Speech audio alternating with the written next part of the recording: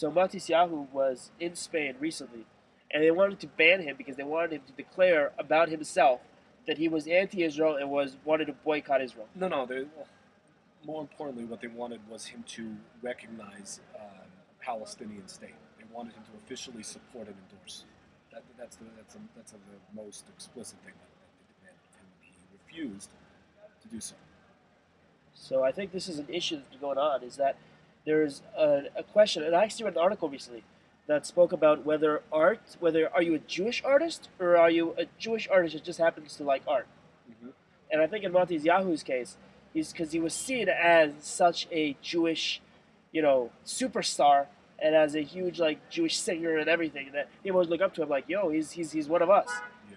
But I think it's gotten to the point where a lot of Jewish artists, Mia Bialik even wrote an article about this, that it's really hard for her to be religious Jew in Hollywood Yeah. because they don't the artistic world is very anti-religious, very liberal, and they're not accepting of religions in general.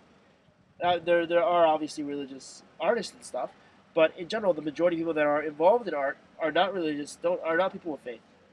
And with Matisyahu, even though he might have left, well, not completely left, but he's no longer observant, he is still very much involved in the Jewish circle, very Jewish life. His songs are still very Jewish. If he went to Spain, he showed off all the Spaniards that were waving Palestinian flags, the Jewish songs that have very much Jewish theme that speak to Jews.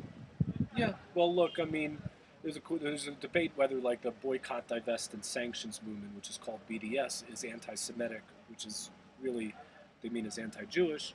There's a debate about that, and I think the answer is probably yes and no, because there are some people who really are I guess ill-informed and just want to do something to help humanitarian causes, the just causes, and then there are those who really don't like us as Jews and don't believe Jews have a right to have their own country in their own homeland, which is why we're here in Israel.